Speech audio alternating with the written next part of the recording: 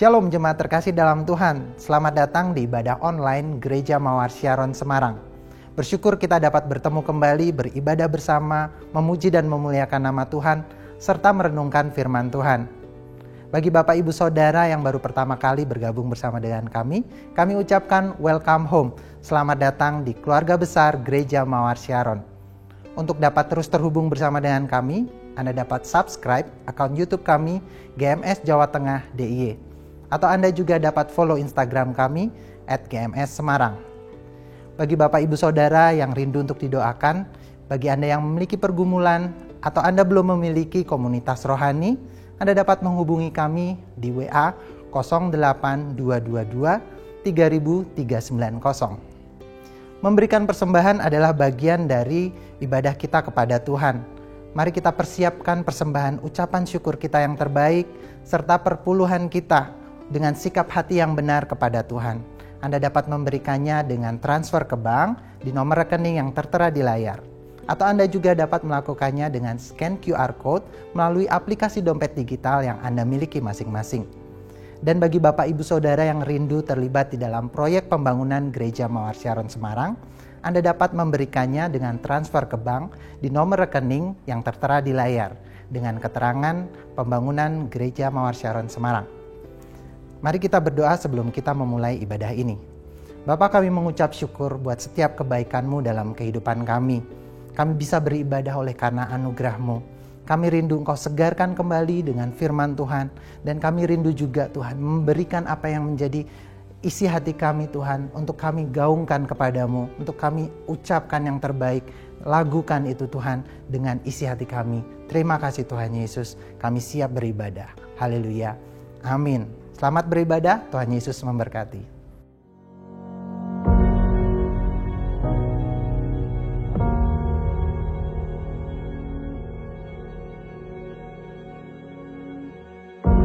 Orang yang suka memuji akan kuat roh doanya. Orang yang berdoa pasti berakhir memuji. Karena Allah bertata di atas pujian. Siapa memuji, Allah mengatasi hidupnya.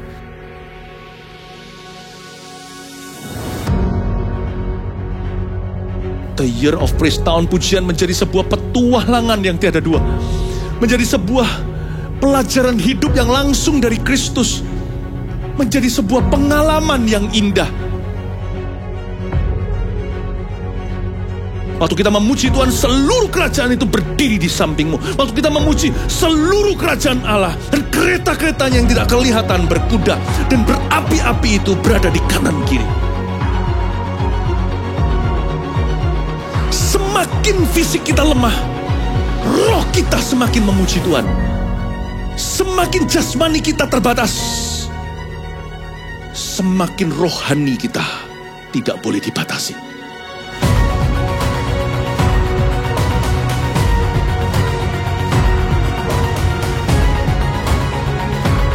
Welcome to the Year of Praise and Provision. Mari kita mengizinkan Tuhan merajut rancangan yang belum pernah kita bayangkan.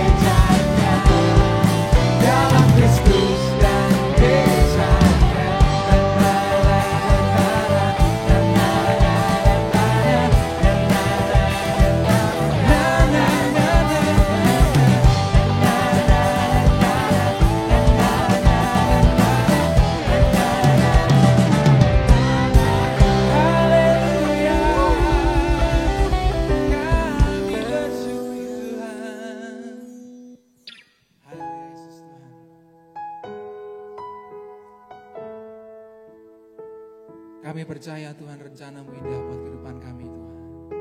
Kau yang memilih kami Tuhan, untuk Kau angkat kami untuk menangkan banyak orang Tuhan.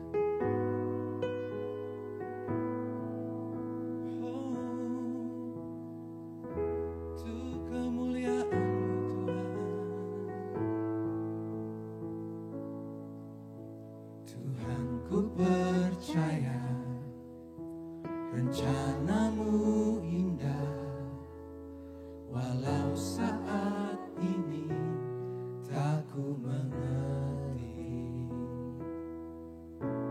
Engkau telah berfirman, memberi masa depan, damai sejahtera, penuh harapan. Ku tahu rencana-Mu indah bagiku, ku tahu kehendak-Mu baik bagiku, ku tahu rancangan-Mu sempurna bagiku, ku tahu jalan-jalan-Mu yang terbaik bagiku.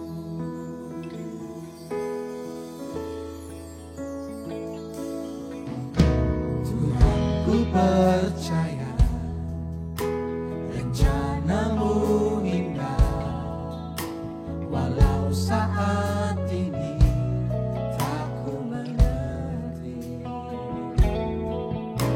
Engkau telah berfirman, memberi masa depan, damai sejahtera, penuh harapan.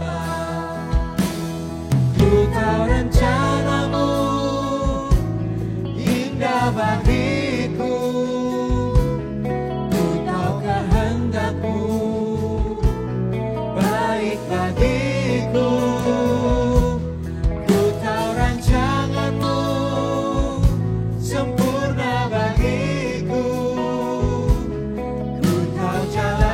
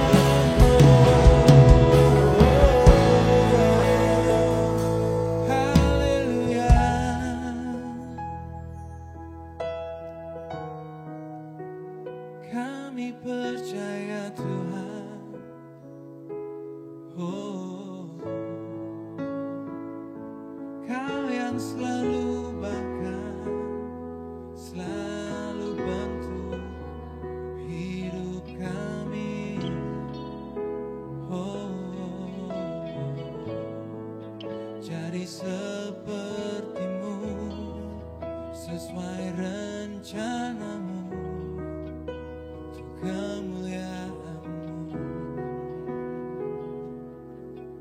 Mari nyatakan, ubah hatiku seperti hati-Mu,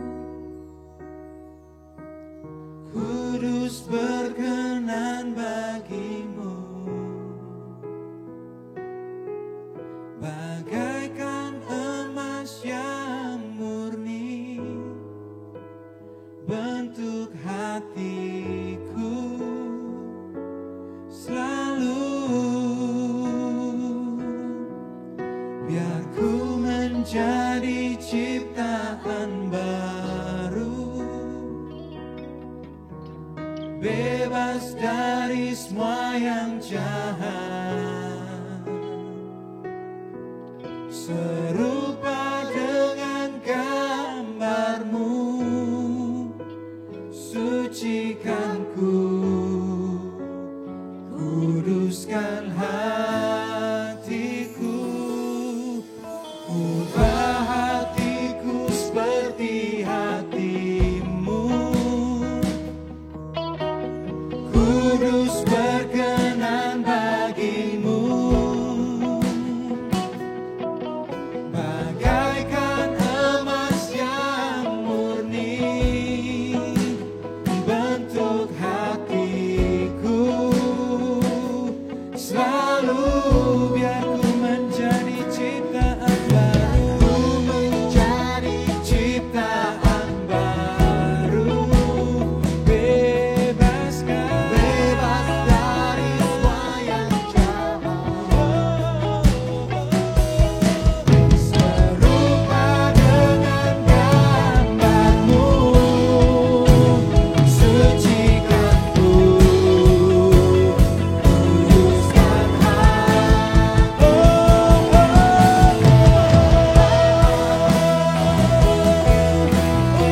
Ubah hatiku Tuhan, kudus berkenan, bagai emas yang murni. Haleluya.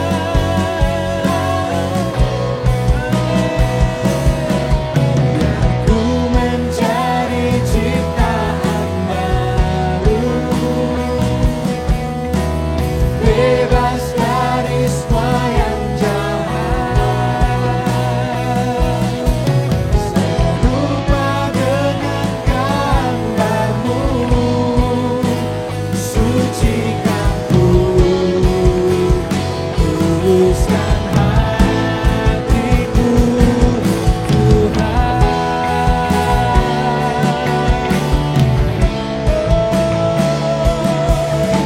Kuduskan kami Tuhan, sucikan.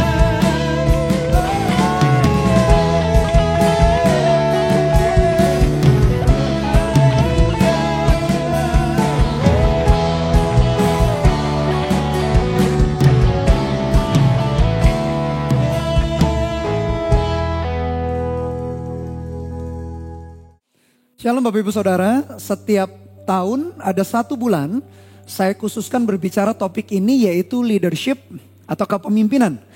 Karena kita menyadari bahwa kepemimpinan atau leadership adalah hal yang krusial, hal yang sangat penting. Bahkan dikatakan 80% maju mundur organisasi apapun di dunia ini tergantung dari kepemimpinan. Nah, tetapi kepemimpinan yang dibahas bukan hanya sebatas kepemimpinan di gereja atau pelayanan saja. Harapan saya justru memperlengkapi Bapak Ibu Saudara menjadi pemimpin di marketplace, baik di dalam keluarga, baik di tengah-tengah pekerjaan, entah karir atau bisnis yang Anda bangun, ataupun dalam lingkungan sosial masyarakat. Jadi khusus 1 bulan, dan bulan ini kita berbicara mengenai leadership dengan tujuan supaya kita semua bisa mengembangkan kepemimpinan. Namun ada beberapa mitos atau pemikiran yang akhirnya menghambat kepemimpinan itu bertumbuh. Yang pertama misalkan berkata bahwa saya tidak tertarik dengan yang namanya kepemimpinan. Pokoknya ngomong soal kepemimpinan saya gak mau denger lah. Bukan sesuatu yang menjadi passion saya. Mitos yang pertama. Atau mitos yang kedua, kita berpikir bahwa kepemimpinan itu karena membutuhkan kepribadian tertentu. Nah kebetulan mungkin kepribadian kita bukan dominan. Sehingga kita berpikir enggak lah, saya kepribadiannya biasa aja, tidak dominan. Kayaknya gak cocok jadi pemimpin. Atau mitos yang ketiga, kita gak tertarik dengan kepemimpinan. Kita gak mau bahkan jadi seorang pemimpin, cukup di belakang layar saja. Biasanya seringkali kita mendengar hal yang seperti itu. Nah saya coba luruskan Bapak Ibu Saudara, kepemimpinan itu berbicara mengenai dua hal pada dasarnya. Yang pertama memang posisi atau jabatan. Kita diberikan posisi jabatan di keluarga, di pelayanan, di pekerjaan, di lingkungan sosial masyarakat, diberikan posisi. Tapi tahukah Anda kepemimpinan juga berbicara yang kedua mengenai pengaruh atau influence. Jadi meskipun kita nggak punya posisi atau jabatan, kita masih bisa mempengaruhi orang lain. Tentu saja mempengaruhi ke arah yang benar dan baik. Nah kalau kita meskipun gak punya posisi jabatan, kita bisa mempengaruhi, itulah kepemimpinan. Jadi sebetulnya Tuhan memanggil kita sebagai umat Tuhan, anak-anak Tuhan untuk menjadi pemimpin. Entah punya posisi jabatan atau punya pengaruh atau punya kedua-duanya. Tuhan justru sedang mengangkat, mempromosi anak-anak Tuhan supaya menjadi pemimpin-pemimpin hebat di marketplace. Jadi harapan saya sepanjang bulan ini Anda diperlengkapi bagaimana menjadi seorang pemimpin di dalam semua aspek area kehidupan. Dan hari ini kita akan belajar dari sebuah kisah tokoh di dalam Alkitab. Orang yang gak yakin dia bisa jadi pemimpin, malah Tuhan pilih. Dan alhasil akhirnya dia jadi pemimpin yang hebat. Jadi jangan katakan aku tidak bisa. Itu judul yang saya berikan di khotbah saya hari ini. Mari kita lihat Hakim-Hakim pasal yang ke-6. Ayat yang ke-11 sampai ayat yang ke-17 terlebih dahulu. Mari kita belajar dari firman Tuhan. Buka hati kita. Izinkan Tuhan interferensi dalam setiap mitos pemikiran kita yang salah. Khususnya ngomong soal kepemimpinan. Buka hati karena Tuhan mau mengangkat Anda untuk menjadi pengaruh atau punya posisi tertentu. Hakim-Hakim 6 ayat 11, kemudian datanglah malaikat Tuhan dan duduk di bawah pohon tarbantin di Ofra. Kepunyaan Yoas, orang Abieser itu. Sedang Gideon anaknya mengirik gandum dalam tempat pemerasan anggur agar tersembunyi bagi orang Midian. Ayat 11 dimulai dengan kata-kata ini, kemudian datanglah malaikat Tuhan. M-nya huruf besar, kata malaikat, T-nya juga huruf besar, Tuhan. Para ahli Alkitab memprediksi itulah pribadi Yesus Kristus. Jadi pribadi Yesus sudah ada juga dalam perjanjian lama. Itu tafsirannya. Tetapi penekanannya hari ini saya mau menekankan kemudian datanglah malaikat Tuhan. Jadi proses pemilihan pemimpin, penunjukan pemakaian Tuhan selalu, dengarkan baik-baik, selalu datang dari inisiatifnya Tuhan. Bukan dari kita sendiri. Bahkan banyak dari kita bahkan menghindar. Ditunjuk jadi pemimpin menghindar kita. Karena kita merasa gak yakin, gak mampu, gak tertarik dengan soal yang kayak begituan. Tapi sebetulnya kepemimpinan memang Tuhanlah yang mendatangi kita. Atau Tuhanlah yang memilih, Tuhanlah yang mengangkat, Tuhanlah yang memberikan otoritas, Tuhanlah yang memberi wewenang itu. Inisiatif kepemimpinan selalu dimulai dari inisiatifnya atau idenya datang dari Tuhan. Dan malaikat Tuhan itu berjumpa dengan seorang yang namanya Gideon.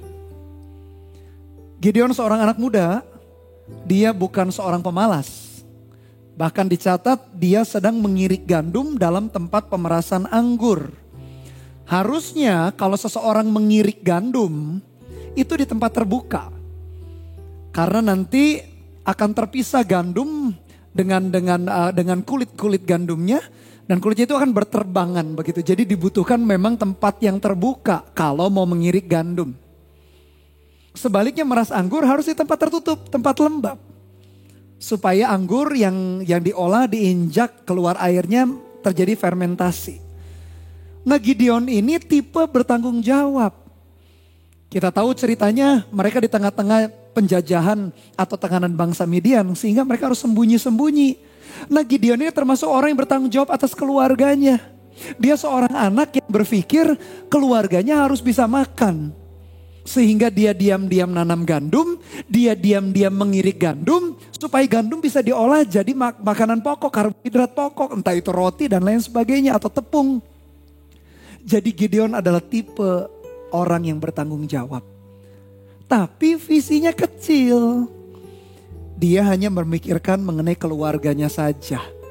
Orang tua, ayah ibu, adik kakaknya saja. Bukan berarti kalau kita bertanggung jawab atas keluarga berarti kita selalu kurang. Bukan. Atau keluarga tidak perlu kita urusin. Ya tidak juga. Justru keluarga kita harus bertanggung jawab. Entah kita suami atau istri. Entah kita orang tua. Entah kita anak. Keluarga adalah salah satu prioritas utama juga yang perlu kita garap, perlu kita kerjakan. Masa kita melayani orang di luar sana, masa kita hebat di luar sana tapi keluarga kita tercerai-berai atau tidak terawat, tidak terurus, ya jangan juga. Tetapi di sini kita bisa belajar. Ternyata Gideon hanya berpikir sempit, hanya keluarganya saja. Dia visinya kecil. Tak masalah memulai dengan visi yang kecil.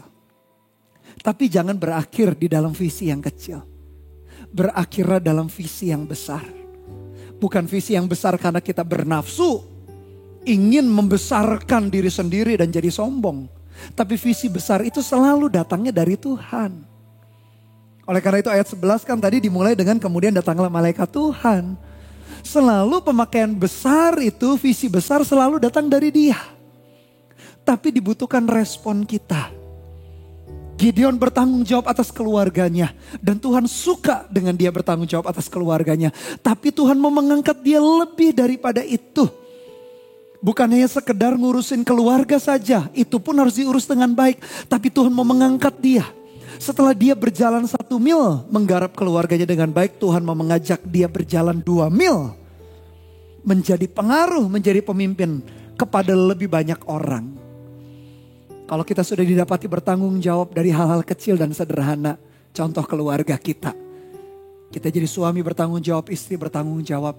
Anak yang bertanggung jawab. Siapkan diri kita. Untuk Tuhan mengangkat kita. Lebih banyak orang yang kita bisa pimpin. Lebih banyak orang yang kita bisa pengaruhi. Lebih banyak orang yang bisa kita tuntun. Supaya hidup mereka ke arah yang lebih baik. Tidak hanya berhenti di beberapa orang dalam rumah kita, dalam keluarga kita. Gideon, dia bertanggung jawab. Dia tahu kondisinya sulit. Bahkan dalam ayat-ayat sebelumnya dikatakan demikian. Hakim-Hakim 6 ayat 3-4. Kondisinya sulit demikian.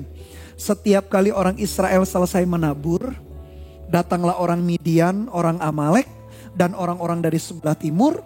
Lalu maju mendatangi mereka. Berkemahlah orang-orang itu di daerah mereka. Dan memusnahkan hasil tanah itu sampai ke dekat Gaza. Dan tidak meninggalkan, perhatikan, bahan makanan apapun di Israel, juga domba, atau lembu, atau keledai pun tidak. Jadi kondisi waktu itu memang bangsa Israel sulit sekali. Gideon sulit sekali. Dia harus diam-diam nanam gandum, dia harus mengirik gandum diam-diam juga. Tipe bertanggung jawab. Dan Tuhan suka atas pertanggungjawaban yang dia kerjakan. Tapi Tuhan sedang mengajak dia. Tuhan punya rencana yang jauh lebih besar. Jauh lebih hebat. Jauh lebih banyak orang yang dipengaruhi lewat hidup kita. Itulah sebabnya kenapa kita harus berbicara mengenai leadership. Jadi jangan cepat-cepat ambil kesimpulan, keputusan aku gak cocok jadi pemimpin. Bukan tipe kepribadianku dominan. Aku tidak dilahirkan demikian. Aku lebih senang suka di balik layar. Sebentar. Jangan dulu ambil kesimpulan. Dengarkan Tuhan mau pakai kita. Bahkan Gideon orang yang gak percaya diri atau dalam ketakutan, dalam tekanan pun. Dia pun dipilih Tuhan. Karena kepemimpinan, penunjukan itu, pemilihan itu datang dari Tuhan sendiri. Pertanyaannya, maukah kita jadi pemimpin? Siapkah kita ikuti prosesnya Tuhan? Sehingga kita bisa mengalami segala hal yang terbaik yang Tuhan sudah siapkan lewat hidup kita dan melalui hidup kita. Miliki mimpi yang besar Bapak Ibu Saudara. Jangan hanya sempit. Jangan hanya orang-orang itu saja. Bukan berarti kita tidak bertanggung jawab, tapi siapkan diri kita. Kalau kita bertanggung jawab dalam hal-hal kecil, kita juga didapati pasti siap dan bertanggung jawab dalam hal-hal besar. Lalu ayat yang ke-12. Malaikat Tuhan menampakkan diri kepadanya dan berfirman kepadanya demikian. Apa firman Tuhan? Tuhan menyertai engkau, ya pahlawan yang gagah berani. Ayat 13, jawab Gideon kepadanya, Tuanku, jika Tuhan menyertai kami, mengapa semuanya ini menimpa kami? Di manakah gerangan perbuatan, di manakah segala perbuatan-perbuatan ajaib yang diceritakan oleh nenek moyang kami kepada kami? Ketika mereka berkata, bukankah Tuhan telah menuntun kita keluar dari Mesir? Tetapi sekarang Tuhan membuang kami dan menyerahkan kami ke dalam cengkraman orang Midian. Ayat 12 dikatakan, Tuhan menyertai engkau ya Gideon, engkau pahlawan yang gagah berani. Gideon disebut sebagai pahlawan gagah berani bukan karena dia hebat. Bukan pengalaman dia. Bukan kurikulum vitae CV-nya dia. Habis mengalahkan bangsa A, B, C, D, berprestasi A, B, C, D, enggak. Dia dipanggil pahlawannya gagah berani bahkan ketika dia lagi sembunyi. Karena memang dia harus mode survive buat keluarga. Dia dipanggil Tuhan pahlawan gagah berani karena apa? Dimulai dengan kata-kata begini. Tuhan menyertai engkau. Kalau Tuhan menyertai kita, kita menjadi pahlawan yang gagah berani. Itu kuncinya. Kalau Tuhan ada di pihak kita, Roma 8 berkata, Paulus berkata, siapa yang menjadi lawan kita? Gak ada yang bisa memisahkan kita dari kasih Kristus, penindasan, penganiayaan, malaikat, maut sekalipun yang di atas, yang di bumi, yang di bawah bumi, tak ada yang sanggup memisahkan kita. Jika Allah di pihak kita, kata firman Tuhan, siapakah yang menjadi lawan kita? Kenapa kita disebut sebagai pahlawan yang gagah berani? Karena Tuhan menyertai. Jadi jangan GR dulu, gede rasa dulu, kita merasa karena pengalaman ya. Karena pendidikanku ya. Karena sertifikasi yang aku punya. Karena koneksi yang kita miliki. Karena uang, harta yang kita kumpulkan. Bukan. Kita disebut pahlawan gagah berani karena sesederhana ini. Karena Tuhan menyertai hidupmu. Apapun kondisi hidup kita hari ini. Lagi bersembunyi. Lagi gak percaya diri, gak pede. Karena kita mendapati diri kita gagal. Lagi rencana kita buntu. Lagi stagnan. Karir kita, pelayanan kita, kehidupan kita. Tetap kita disebutnya pahlawan yang gagah berani. Bukan karena dari pihak kita. Tapi karena penyertaan Tuhan. Kita menjadi pahlawan yang gagah berani karena penyertaan Tuhan. Malaikat Tuhan itu memanggil Gideon sebagai pahlawan yang gagah berani. Dimulai dengan kalimat Tuhan menyertai engkau. Selama Tuhan di pihak kita. Selama kita tidak bermusuhan atau berserbangan dengan Tuhan. Kitalah pahlawan yang gagah berani itu. Pahlawan gagah berani bukan hanya titel atau jabatan semata-mata. Tapi merupakan gelar yang diberikan karena kita mampu menaklukkan kondisi apapun. Karena Tuhan menyertai. Hai jemaat, engkau adalah pahlawan yang gagah berani. Karena Tuhan menyertai hidupmu. Bukan karena koneksi yang kau punya, bukan karena harta, bukan karena pengalaman, prestasi, pelayanan, pemberian, persembahan, bukan. Karena penyertaan Tuhan ada dalam hidupmu, engkau pahlawan yang gagah berani. Dalam nama Tuhan Yesus, aku cabut setiap keminderan, ketakutan, kekhawatiran, ketidakpercayaan diri, kegelisahan, kecemasan dicabut dalam nama Tuhan Yesus. Digantikan dengan keperkasaan. Engkau pahlawan yang gagah berani itu. Karena Tuhan menyertai hidupmu. Lalu Gideon menjawab, Tuanku, jika Tuhan menyertai, mengapa semuanya ini menimpa kami? Di mana perbuatan-perbuatanmu yang ajaib? Gideon sedang berkata-kata menjelaskan kondisi, tapi tanpa disadari kata-kata penjelasan kondisinya itu ada kebenaran yang dia ceritakan. Kalau Tuhan menyertai, di mana perbuatanmu yang ajaib? Tepat sekali. Kalau Tuhan menyertai, pasti ada perbuatan-perbuatan ajaib. Pasti ada mujizat, pasti ada perbuatan-perbuatan supranatural. Tapi di mana kok gak ada perbuatan itu? Jelas. Karena mereka meninggalkan Tuhan. Bukan Tuhan meninggalkan mereka, merekalah bangsa Israel yang meninggalkan Tuhan. Mereka menyembah berhala, mereka menyembah Baal, ilah-ilah lain. Mereka melakukan hal yang jahat. Sehingga rusaklah perjanjian antara mereka dengan Tuhan. Tuhan mundur dari mereka bukan karena Tuhan tidak setia. Tapi karena bangsa Israel tidak setia. Tetapi puji Tuhan, di tengah-tengah ketidaksetiaan bangsa Israel, Tuhan melihat ada seseorang yang namanya Gideon. Dia pegang hidupnya Gideon. Dan Tuhan mau lewat hidupnya Gideon, bangsa umat pilihan Allah kembali lagi di dalam jalan yang benar. Kenapa seolah-olah tidak ada hal-hal pertolongan Tuhan sampai dalam hidup kita? Masih ingat kitab Yesaya berkata, sesungguhnya telinga Tuhan tidak kurang tajam untuk mendengar doa dan permohonan. Tangannya tak kurang panjang untuk menyelamatkan. Tapi yang merupakan antara pemisah kita dengan Tuhan adalah dosa dan kejahatan. Tuhan bukan tidak setia. Tuhan bukan tidak mau membantu menolong. Tapi karena kita yang memutuskan meninggalkan, menjauhi Tuhan. Sehingga Gideon berkata, di mana perbuatanmu yang ajaib. Bahkan Tuhan membuang kami dalam ayat 13 bagian terakhir dan menyerahkan kami ke dalam cengkeraman orang Midian. Kalau kita meninggalkan Tuhan, kalau kita bermusuhan berseberangan dengan Dia, kita melakukan dosa dan kejahatan, terpisahlah kita dengan Tuhan. Disitulah akhirnya kita diserahkan kepada penderitaan, kejahatan, bahkan kebinasaan. Karena kita sendiri yang memutuskan demikian. Oleh karena itu penting sekali ketika kita menjalani hidup lalu ada problem, tekanan, masalah. Minta Roh Kudus menyelidiki, menguji hati dan batin kita. Mungkin ada dosa, kesalahan yang kita lakukan. Kalau Roh Kudus mengingatkan, bertobatlah, kembali kepada jalannya.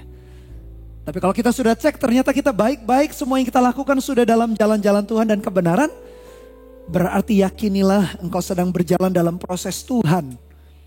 Pegang ayat ini, Tuhan turut bekerja dalam segala sesuatu untuk mendatangkan kebaikan bagi orang-orang yang mengasihi Dia. Peganglah itu. Kalau kita sudah menguji hati dan batin kita, kita izinkan Roh Kudus menguji hati dan batin kita. Didapati kita tidak melakukan kesalahan atau dosa yang kita sengaja. Berarti kita tahu Tuhan sedang membawa kita di dalam prosesnya. Dan Gideon waktu itu bertanya sama Tuhan, kalau Tuhan menyertai, di mana perbuatanmu yang ajaib? Justru Tuhan memilih Gideon. Supaya lewat Gideon bangsa umat pilihan Tuhan kembali kepada Tuhan. Sehingga penyertaan Tuhan bisa hadir kembali. Dan hasilnya apa? Hasilnya pembelaan kasih karunia Tuhan. Senantiasa ada dalam kehidupan bangsa Israel. Orang-orang percaya. Gideon meragukan penyertaan Tuhan. Tapi dijawabnya bahwa aku menyertai. Engkau pahlawan yang gagah perkasa. Engkau gak usah takut dan khawatir. Ketika Tuhan berada dengan kita, kita langsung menjadi jumlahnya mayoritas. Dan lewat hidup kita Tuhan bisa berkarya dengan cara yang ajaib. Lalu ayat yang ke-14, perikop yang sama. Dikatakan demikian, lalu berpalinglah Tuhan kepadanya dan berfirman, pergilah dengan kekuatanmu ini dan selamatkanlah orang Israel dari cengkeraman orang Midian. Bukankah aku mengutus engkau? Tetapi jawabnya kepadanya, Tuhanku, dengan apakah akan kuselamatkan orang Israel? Ketahuilah kaumku adalah hal yang paling kecil di antara suku Manasye. Dan aku pun seorang yang paling muda di antara kaum keluargaku. Perhatikan kata-kata paling kecil, paling muda. Kenapa kita gak mau dipakai Tuhan? Karena kita terlalu melihat diri kita sendiri.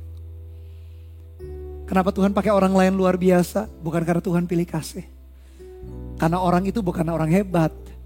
Karena dia mau meresponi panggilan Tuhan. Alasan Gideon, aku yang paling kecil, aku yang paling muda. Sering sekali alasan itu juga keluar dari hati kita, dari mulut kita. Ketika tawaran kepemimpinan di gereja, dalam connect group ditawarkan kepada kita, kita berkata aku gak mampu. Ketika tawaran kepemimpinan ada di lingkungan sosial masyarakat atau di tempat pekerjaan, kita merasa juga gak sanggup, gak mampu untuk menghandle-nya. Bapak Ibu Saudara, kadangkala peperangan yang terjadi adalah peperangan mental. Peperangan pikiran dalam hidup kita. Tapi kalau sebaliknya kita meresponi, kita mau mendengarkan apa yang menjadi rencana dan kehendak Tuhan, ternyata kita bisa dimampukan. Setiap orang butuh hanya proses belajar bertumbuh dalam kepemimpinan. Jangan takut Bapak Ibu Saudara. Ketika Tuhan memanggil kita jadi pemimpin, entah diberikan posisi jabatan, entah diberikan pengaruh influence. justru hauslah untuk dipakai Tuhan dengan visi yang jauh lebih besar. Gideon punya alasan, Tuhan dapat dengan apa akan kuselamatkan orang Israel. Kaumku yang paling kecil dan aku yang paling muda. Siapa yang mendiskualifikasi diri kita? Siapa Bapak Ibu Saudara? Diri kita sendiri. Bahkan orang lain pun sebetulnya tak sanggup mendiskualifikasi kita. Kalau kita tekun, kalau kita tetap gigih berjuang. Bagi Tuhan, gak mungkin Tuhan mendiskualifikasi kita kecuali kita sengaja berbuat dosa, kita sengaja berbuat jahat. Dari pihak Tuhan, Tuhan ingin mengangkat kita satu persatu dalam kepemimpinan leadership. Siapa yang diskualifikasi? Diri kita sendiri dengan berkata apa? Aku gak bisa, aku gak mau, aku gak mampu, aku gak sanggup. Pilih saja orang lain. Kita diskualifikasi diri sendiri. Namun kalau kita punya hati yang bersedia, Tuhan punya 1001 cara untuk mendidik, mengajar, melatih kita. Ditaruhnya orang-orang di sekeliling kita, pemimpin-pemimpin untuk menuntun kita. Berjalan semakin kuat, berjalan semakin hebat. Sama seperti janjinya, engkau akan terus naik dan bukan turun. Katanya engkau akan jadi kepala dan bukan ekor. Begitukah berkat Tuhan dalam Ulangan 28 ditulis bagi kita? Tuhan mau berbuat demikian kepada kita. Asalkan kita meresponinya. Tapi sebetulnya kalau dalam Alkitab, mengenai ketidakpercayaan diri dalam pemilihan Tuhan, bukan hanya Gideon. Saya ingat Musa juga sama. Ketika Tuhan pilih Musa, dia berkata begini nih, saya baca bagi Bapak Ibu Saudara Keluaran 3 ayat 11. Tetapi Musa berkata kepada Allah, siapakah aku ini? Maka aku yang akan menghadap Firaun dan membawa orang Israel keluar dari Mesir. Ternyata Musa juga sama. Dipilih Tuhan gak pede, gak percaya diri. Dia berkata, siapa aku ini Tuhan? Dia seorang pelarian waktu itu. Memang dulunya dia seorang pangeran Mesir. Lalu membunuh orang Mesir di usia 40. Dia lari ke Midian jadi gembala. Dalam posisi pelarian malah dia dipilih Tuhan. Dia berkata, aku gak sanggup Tuhan. Aku harus kembali ke Mesir. Dulu jadi pangeran pun aku coba membela. Orang Israel pun orang Israel menolak aku. Sekarang jangankan pangeran. Jangankan orang yang punya otoritas di Mesir, dia adalah pelarian. Dengan apa seorang pelarian, seorang buronan bisa menjadi pemimpin? Dia pun beralasan, Tuhan menyelamatkan bangsa Israel. Waktu itu bangsa Israel minimal jumlahnya 2 juta orang. Gimana mimpin 2 juta orang? Dia gak sanggup. Dan Yeremia juga sama ternyata. Ditulis dalam Yeremia 1 ayat yang ke-6. Ketika Tuhan memilih Yeremia, maka aku Yeremia menjawab, Tuhan Allah, sesungguhnya aku tidak pandai bicara sebab aku ini masih muda. Ternyata Bapak Ibu Saudara, alasan yang kita buat sama juga, tokoh-tokoh Alkitab juga buat alasan itu. Mau Gideon, mau Musa, mau Yeremia, orang-orang hebat tuh tokoh-tokoh di Alkitab punya alasan yang mirip sama kita. Berarti apa? Apa yang bisa kita pelajari? Ternyata mereka juga manusia biasa sama kayak kita. Kadang kita gak pede, kadang kita gak yakin.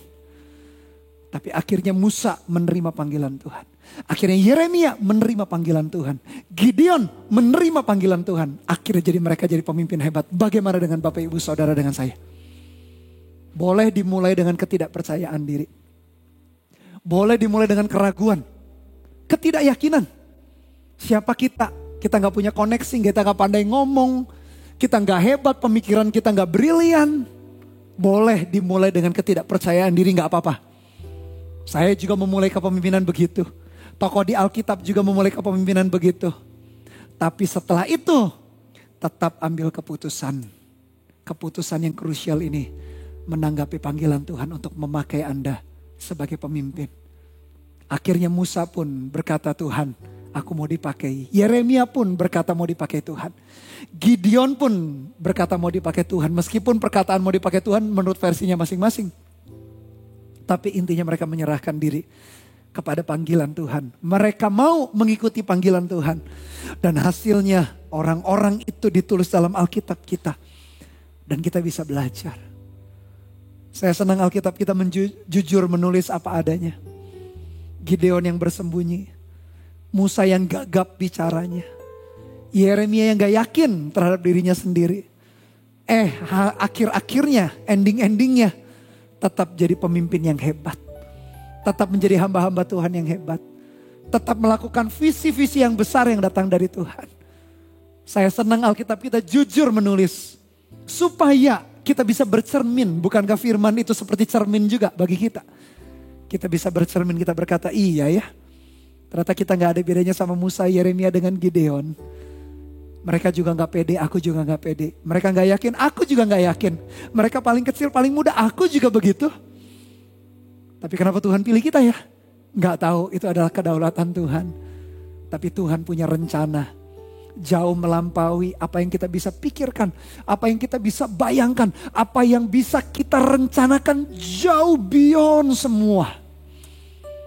Oleh karena itu kita manusia yang terbatas. Dia adalah alfa dan omega, awal dan akhir. Seharusnya kita berkata kepada Tuhan, Tuhan datang kerajaan-Mu. Jadi kehendak-Mu dalam hidupku. Aku sendiri gak yakin Tuhan. Aku sendiri merasa gak mampu. Tapi aku mau. Kalimat yang sederhana itu, tapi aku mau. Itu mengubahkan segalanya. Itu mengubahkan perjalanan kita. Mengubahkan cara pandang kita. Mengubahkan visi kita langsung boom. Visi besar Tuhan berikan.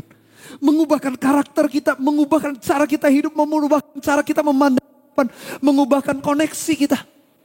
Kalimat yang sederhana ini, aku mau ya Tuhan.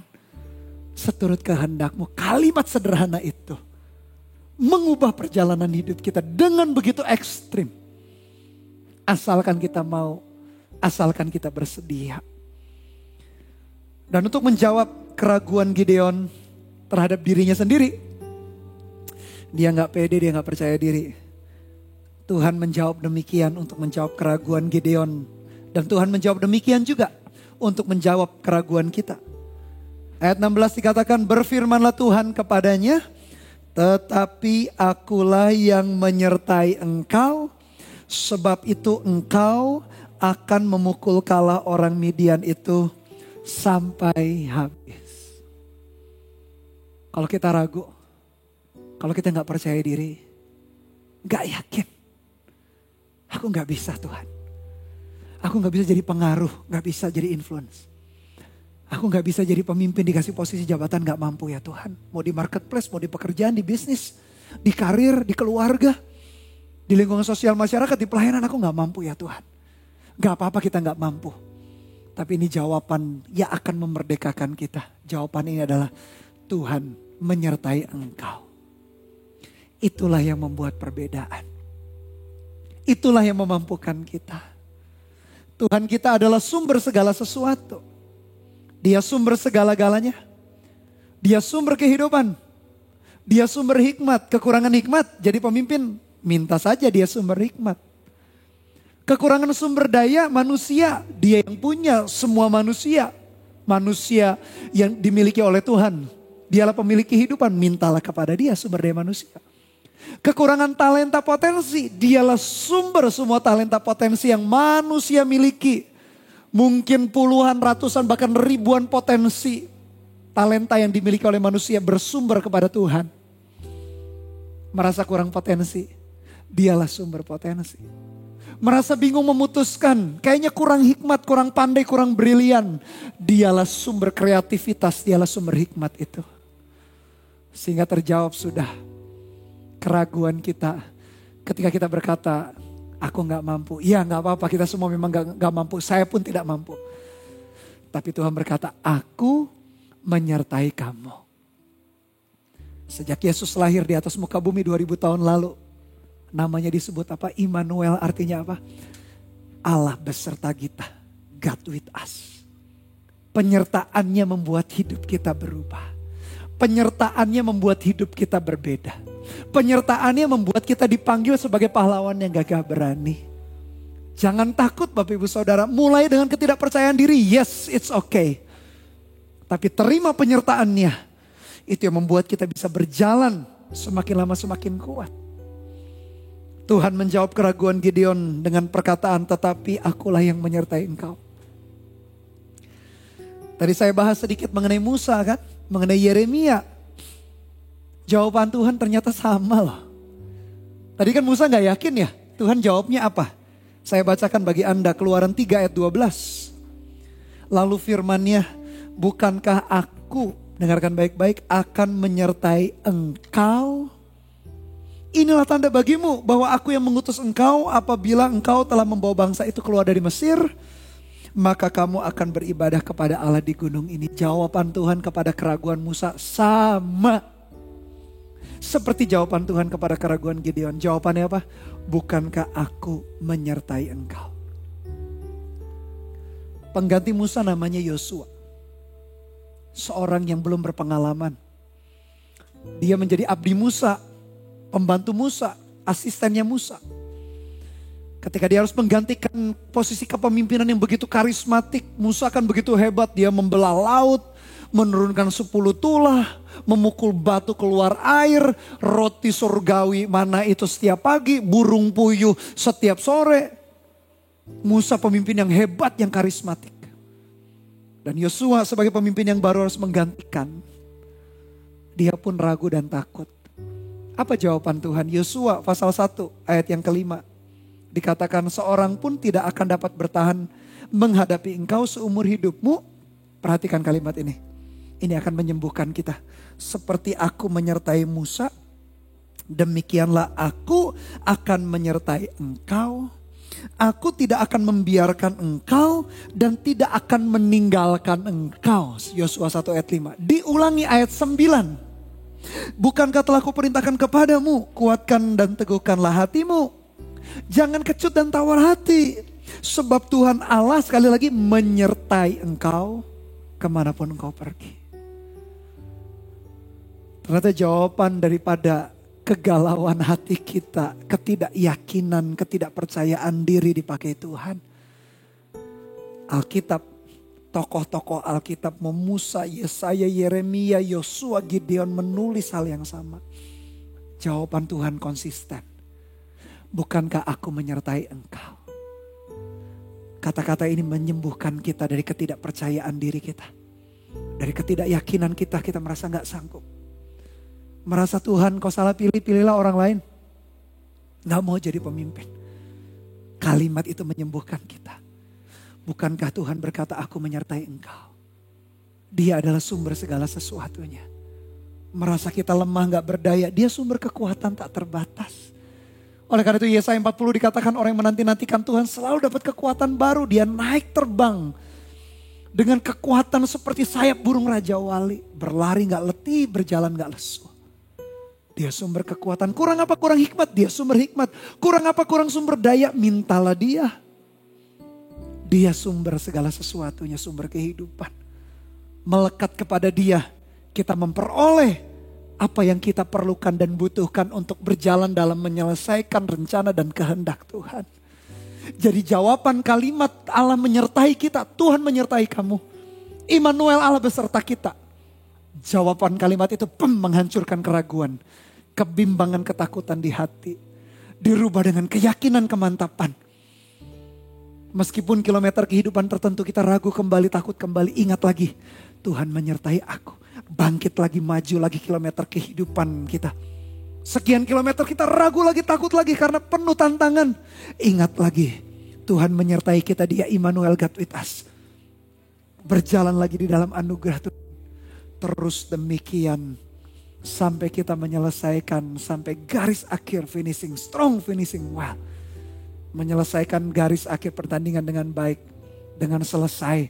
Bukan dengan luka-luka yang kita berdarah-darah gak mampu. Tapi dengan kemenangan, dengan keberanian, dengan keperkasaan. Karena Tuhan menyertai hidup kita. Jawaban ini menyembuhkan Gideon. Jawaban ini menguatkan Musa. Jawaban ini membuat Yosua bangkit daripada ketidakberdayaannya, ketidakyakinannya. Dan dia berjalan dalam kehendak dan rencana Tuhan. Tuhan menyertai kita semua Bapak Ibu Saudara. Lalu ayat yang ke-17, pasal yang sama, perikop yang sama. Gideon belum mantap betul hatinya. Maka jawabnya kepadanya, jika sekiranya aku mendapat kasih karunia di matamu, maka berikanlah kepadaku tanda bahwa engkau sendirilah yang berfirman kepadaku. Janganlah kiranya pergi dari sini sampai aku datang kepadamu, membawa persembahanku dan meletakkannya di hadapanmu. Firman-Nya, aku akan tinggal sampai engkau kembali. Masuklah Gideon ke dalam, lalu mengolah seekor anak kambing dan roti yang tidak beragi dari seefah tepung. Ditaruhnya daging itu ke dalam bakul dan kuahnya ke dalam periuk. Dibawanya itu kepadanya ke bawah pohon tarbantin. Lalu disuguhkannya. Berfirmanlah malaikat Allah kepadanya, ambillah daging dan roti yang tidak beragi itu, letakkanlah ke atas batu ini dan curahkan kuahnya. Maka diperbuatnya demikian. Dan malaikat Tuhan mengelurkan tongkat yang ada di tangannya. Dengan ujungnya disinggungnya daging dan roti itu. Maka timbullah api dari batu itu dan memakan habis daging dan roti itu. Kemudian hilanglah malaikat Tuhan dari pandangannya. Maka tahulah Gideon bahwa itulah malaikat Tuhan. Lalu katanya, celakalah aku, Tuhanku Allah, sebab memang telah kulihat malaikat Tuhan dengan berhadapan muka. Ayat 23, tetapi berfirmanlah Tuhan kepadanya, selamatlah engkau, jangan takut, engkau tidak akan mati. Gideon tetap gak yakin bahwa Tuhan yang memanggil, Tuhan yang memilih. Dia meminta tanda. Pertanyaan bagi kita orang Kristen, boleh gak sih minta tanda dari Tuhan? Tuhan, aku minta tanda A. Kalau engkau menjawab A berarti jawabannya A. Aku minta tanda ini ya Tuhan, kalau aku minta tanda berarti jawabannya B. Boleh gak sih minta tanda? Boleh-boleh saja sebetulnya. Boleh-boleh, kalau kita adalah manusia boleh aja kita minta tanda. Karena kita merasa gak yakin, gak mantap. Tapi tahu gak Bapak Ibu Saudara, sebetulnya firman Tuhan itu, bahkan Alkitab yang ada di tangan kita, harusnya sudah cukup untuk meneguhkan kita. Kadang-kala kita gak perlu minta tanda yang lain kok. Tuhan berbicara kepada kita sampai hari ini lewat Alkitab, firman Allah yang tertulis yang kita pegang. Lewat nasihat orang-orang di sekitar kita. Entah pemimpin rohani, entah orang tua, entah sahabat, entah komunitas. Tuhan juga sedang berbicara untuk meneguhkan, menguatkan kita. Gideon bahkan bukan hanya minta tanda itu saja. Dia mempersembahkan korban. Lalu tanda yang berikutnya dia minta. Dia ambil potongan kulit begitu. Dia minta yang pertama kali basah. Di potongan kain itu atau kulit itu sekitarnya kering. Dijawab Tuhan. Lalu kebalikannya. Yang potongan kainnya kering sekitarnya basah dijawab juga. Dia minta tanda sampai 3 kali menunjukkan keraguannya, ketidakyakinannya. Dan Tuhan tetap Allah yang baik. Dia menjawab. Kadang-kadang kita tidak yakin, tidak mantap melangkah dalam kehidupan ngambil keputusan. Kadang kita minta tanda. Kalau minta tanda saran saya betul-betul tandanya yang netral, yang objektif. Jangan karena hati kita sudah condong ke sesuatu. Sehingga tanda yang kita minta pun juga lebih condong ke arah jawaban tertentu itu. Kita nanti akan jadi kabur, bingung. Tidak bisa melihat dengan jelas, dengan clear. Kalau minta tanda betul-betul dengan hati yang tulus, dengan objektif. Betul-betul dengan hati yang netral, kadang-kala susah. Oleh karena itu firman Tuhan menjadi tanda yang meneguhkan kita. Oleh karena itu komunitas orang-orang di sekeliling kita menjadi tanda yang menguatkan kita. Sebetulnya tak perlu minta tanda. Kita tahu Tuhan memanggil kita, Tuhan memilih kita. Tuhan mengangkat kita untuk dipakainya. Punya visi yang besar, punya visi yang hebat. Menjadi pemimpin-pemimpin. Entah sebagai seseorang yang punya posisi atau jabatan. Entah pengaruh yang kita miliki. Entah kita punya dua-duanya jabatan, posisi dan pengaruh. Sama saja kita disebut sebagai pemimpin. Jangan bersembunyi di balik layar. Tuhan mau mengangkat kita. Bukankah kita terang dunia? Karena terang pelita itu setelah dinyalakan tidak ditaruh di bawah gantang ditutupi. Tapi ditaruh di atas kaki Dian. Ditaruh di atas tempat tinggi. Supaya cahaya itu memancar. Tiang yang tinggi itu membuat cahaya pelita itu tak terhalang dengan apapun. Demikian juga Tuhan mau pakai kita. Kita adalah terang dunia. Orang melihat kita. Tapi pada akhirnya bukan nama kita yang dikenal. Nama Tuhanlah yang dikenal. Firman Tuhan berkata, Yesus berkata, kau adalah terang dunia. Biar orang-orang lain melihat perbuatanmu yang baik. Dan pada akhirnya ini memuliakan Bapa kita yang di sorga. Gideon minta tanda. Dan Tuhan begitu bermurah hati. Dijawabnya tanda itu satu persatu dengan tajam, dengan tepat dijawabnya. Tuhan meneguhkan kita lewat firman-Nya. Dan ayat-ayat berikutnya menjadi sejarah, the rest is history. Cerita-cerita berikutnya, ayat-ayat berikutnya, pasal-pasal berikutnya dari kitab Hakim-Hakim pasal 6 dan berikutnya. Kisah Gideon menjadi sejarah. Di mana Gideon akhirnya betul dipakai Tuhan. Menyelamatkan bangsa Israel dari tekanan bangsa Midian. Bahkan dengan pasukan yang sederhana sekali. Dengan pasukan yang tidak terlalu banyak. Dengan 300 orang dibuatnya kocar kacir musuh. Karena penyertaan Tuhan membuat Gideon menjadi pahlawan yang gagah berani, yang gagah perkasa. Akhirnya bangsa Israel diselamatkan. Akhirnya bangsa Israel kembali lagi berjalan di dalam rencana dan kehendak Tuhan. Sehebat dan sedahsyat itu Tuhan mau pakai hidup kita semua. Jangan hanya visi kecil kita. Bertanggung jawablah di dalam hal-hal yang sederhana, hal yang kecil. Orang-orang 1, 2 orang, 3, 4 orang yang Tuhan percayakan. Entah itu keluarga, entah itu apapun komunitas yang kecil yang Tuhan percayakan. Tapi Tuhan tidak berhenti sampai di sana rencananya. Dia mau mengangkat kita kepada rencana yang lebih besar, kepada rencana yang lebih hebat, kepada semakin banyak orang. Tuhan mau mengangkat kita demikian. Karena mata Tuhan menjelajah ke seluruh muka bumi, mencari orang yang bersungguh hati untuk dilimpahkan kekuatannya. Pertanyaannya, apakah didapatinya kita? Orang yang siap dilimpahi kekuatan dari Tuhan. Kalau kita bersedia, kalau kita mau, maka Tuhan akan menganugerahkan. Tuhan memanggil dan menyertai kita. Sepanjang kisah Gideon, ada 3 penerapan aplikasi yang sederhana yang kita bisa lakukan dalam hidup kita. Yang pertama, Bapak Ibu Saudara, milikilah visi yang besar. Ingat tadi Gideon mengirik gandum di tempat pemerasan anggur, dia sedang bertanggung jawab atas keluarganya. Bertanggung jawablah atas keluargamu. Bertanggung jawablah atas pekerjaanmu. Tangani 1, 2 orang, beberapa orang yang Tuhan percayakan dalam hidupmu. Tapi siapkan diri kita punya visi yang jauh lebih besar. Bukan karena kita tidak bersyukur. Bukan karena kita tidak puas. Tapi karena kita tahu Tuhan punya rencana yang lebih besar. Milikilah kerinduan. Dipakai Tuhan semakin besar. Aplikasi yang kedua, penerapan yang kedua. Siapkan diri kita, siap sedialah menjadi pemimpin di semua aspek kehidupan. Ingat, kepemimpinan berbicara mengenai posisi jabatan atau pengaruh atau kedua-duanya. Siapkan diri kita.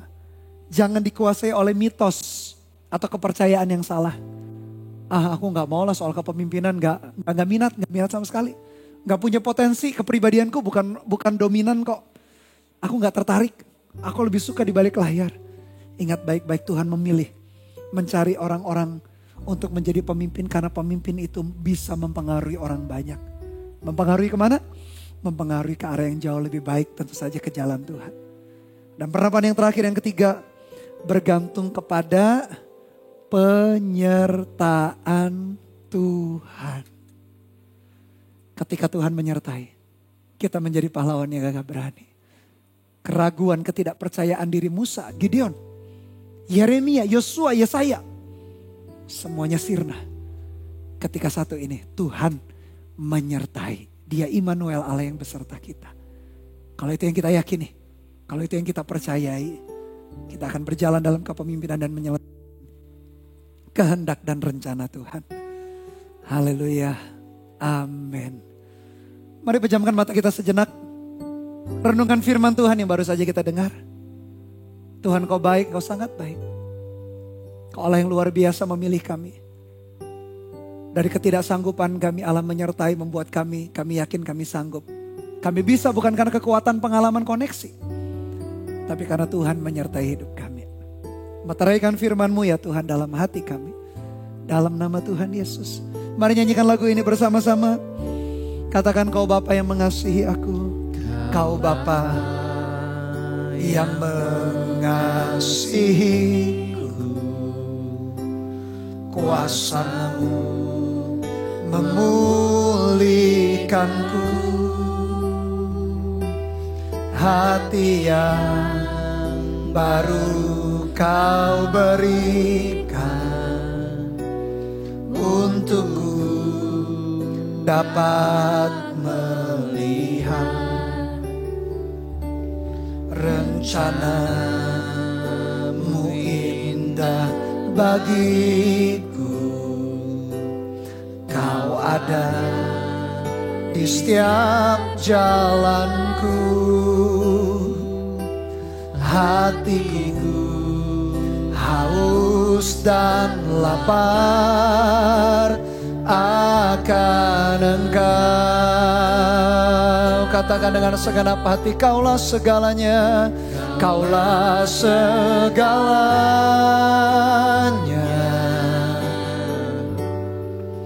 di dalam hidupku.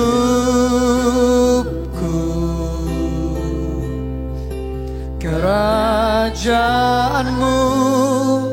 kebenaran-Mu, itu bagianku.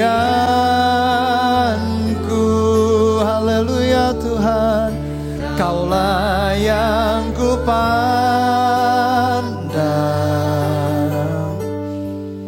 selama hidupku.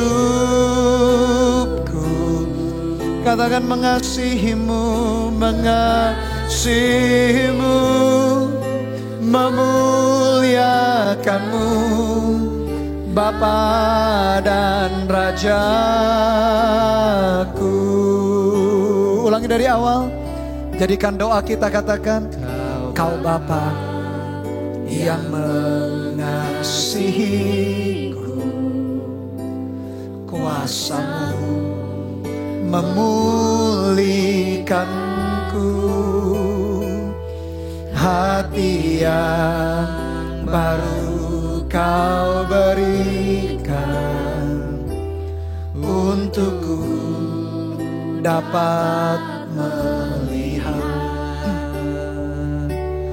rencana-Mu indah bagiku. Kau ada di setiap jalanku. Hatiku haus dan lapar akan Engkau. Katakan, Kaulah segalanya Tuhan, Kaulah segalanya. Amin Tuhan, di dalam hidupku.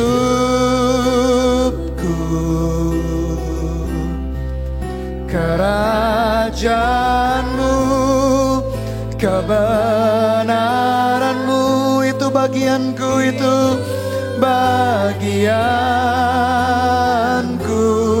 Kaulah yang ku pandang, Kaulah yang ku pandang. Oh, selama hidupku. Ini doa kami dan janji kami, mengasihi-Mu Tuhan, memuliakan-Mu, Bapa dan Raja aku. Meteraikan firman-Mu dalam hati kami, dan meteraikan juga lewat perjamuan kudus yang sebentar kami akan ambil bersama. Bapak Ibu Saudara, silakan siapkan perjamuan kudus.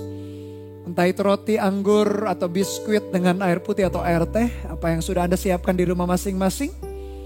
Kita meyakini sebagai lambang tubuh dan darah Tuhan yang terpecah, tercurah bagi kita. Bapak Ibu Saudara, rencana Tuhan jauh lebih besar daripada rencana kita. Sejauh setinggi langit dari bumi, kata Tuhan, demikian jauhnya rancanganku dari rancanganmu. Jangan hanya berpikiran sempit, hanya kita berkata rancanganku sudah yang terbaik. Tidak, rancangan Tuhan yang terbaik.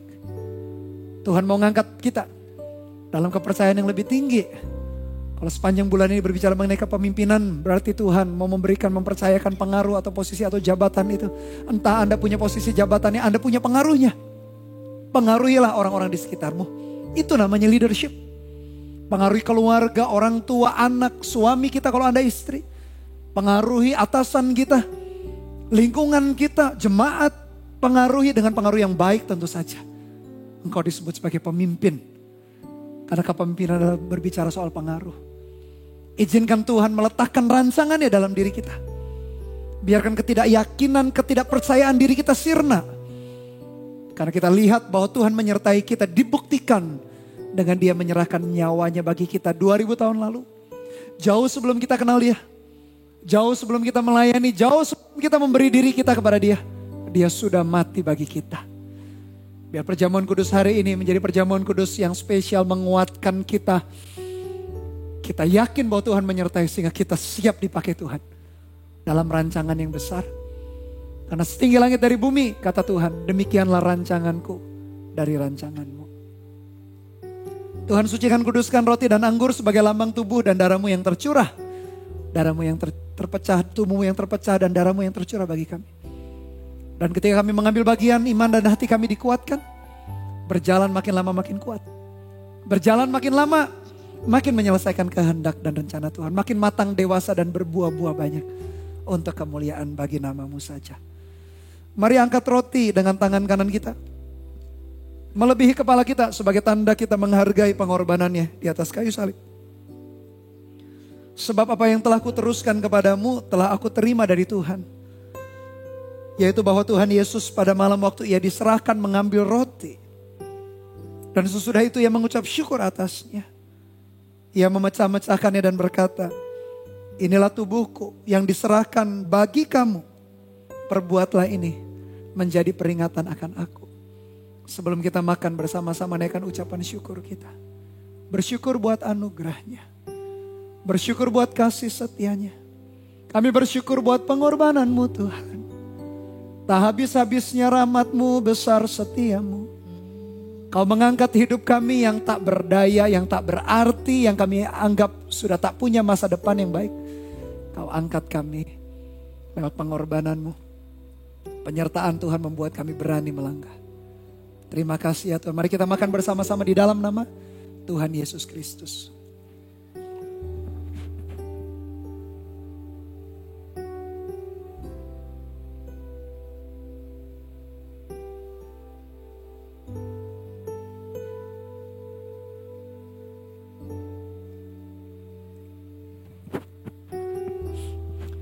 Mari kita juga siapkan anggur atau teh atau air putih yang Anda sudah siapkan.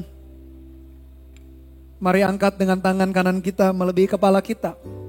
Sebagai tanda kita menghargai pengorbanan di atas Kalvari. Demikian juga yang mengambil cawan sesudah makan lalu berkata, cawan ini adalah perjanjian baru yang dimeteraikan oleh darahku. Perbuatlah ini. Setiap kali kamu meminumnya menjadi peringatan akan aku. Sebab setiap kali kamu makan roti ini dan minum cawan ini, kamu memberitakan kematian Tuhan sampai Ia datang. Sebelum minum bersama-sama naikkan ucapan syukur. Terima kasih Tuhan, dosa kami yang merah seperti kirmis Kau putihkan seputih salju. Kami hidup jauh terpisah dari Bapa, sekarang dekat. Kami bahkan bisa memanggil ya Aba ya Bapa.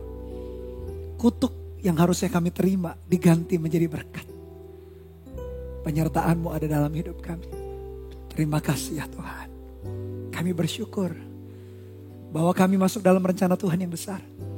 Pakai setiap kami dengan cara-Mu yang ajaib. Mari kita minum bersama-sama di dalam nama Tuhan Yesus Kristus.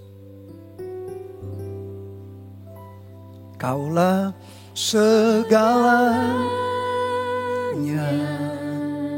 Jadikan doa kita bersama.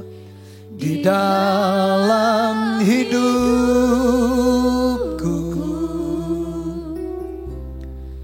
kerajaan-Mu, kebenaran-Mu, itu bagianku. Haleluya Tuhan. Kaulah yang ku pandang, oh Tuhan, selama hidupku.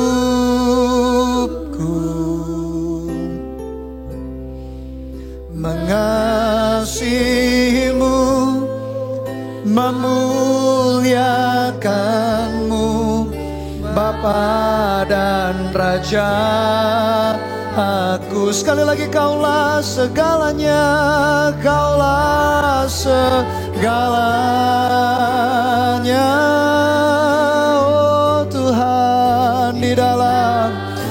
dalam hidup kami semua anak-anak-Mu ya Tuhan. Oh, kerajaan-Mu, kebenaran-Mu, itu bagianku. Haleluya Tuhan, Kaulah yang kupandang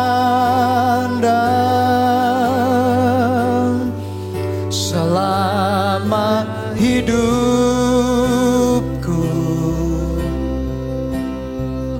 mengasihi-Mu, memuliakan-Mu, Bapa dan Raja aku. Sekali lagi, Kaulah segalanya, Kaulah segalanya. Amin Tuhan. Di dalam hidupku,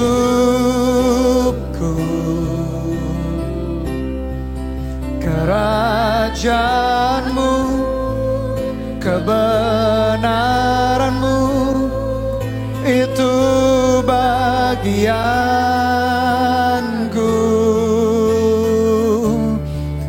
Kaulah yang kupandang selama hidupku. Amin ya Tuhan.